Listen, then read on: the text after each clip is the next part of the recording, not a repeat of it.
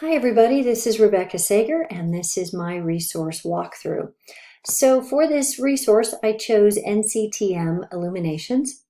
I loved having the ability to pull up an interactive, which would work really well for a station or an introduction to play around with some of the concepts in 9 through 12 science. I didn't choose any of these. I was just kind of looking around and I happened to find this vector investigation boat to island activity.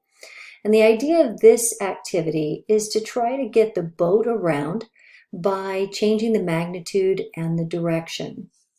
And if you look at the standards, this particular one on coordinate geometry has a standard that fits really well, where the students we're trying to get the students to recognize that vector quantities have magnitude and direction and can be represented by directed line segments.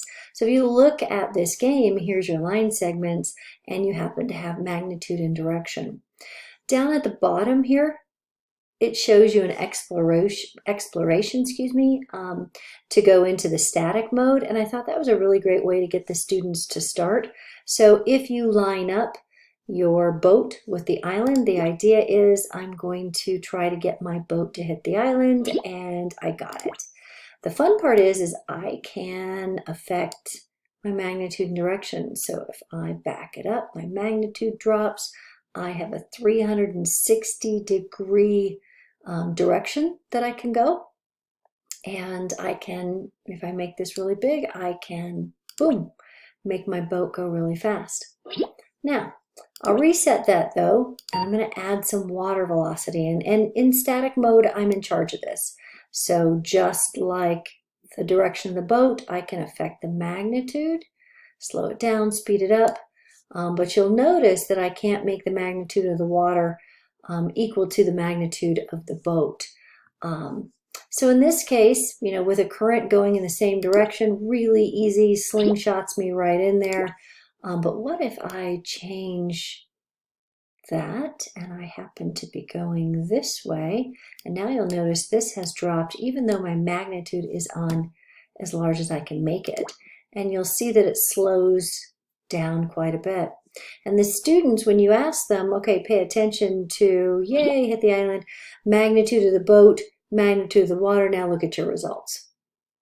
Okay, so that's where they're going to get that 5. When you go into the dynamic mode, you cannot, you can affect this, and you can change this part here. But if I'm going to try to catch these fish, I can actually manipulate, oh, I didn't do it in time, my boat and get it to try to catch it. So I'll stop it there. Then there's a game part that goes with it as well. And so I've got a current. I can't change this. I can change this, but I can't affect it any other way. So I'm going to get that out of the way. And the idea is, given this current, how can I get, hit the island? And so the students, can do the subtraction and figure that out. Oh man, totally missed it. So then you have to wait for it to reset. There's all kinds of different fun things that you can do with this, but one of the things I found that might be kind of fun to add to this is this Brightstorm website. You do get a free trial, but overall you would have to end up paying.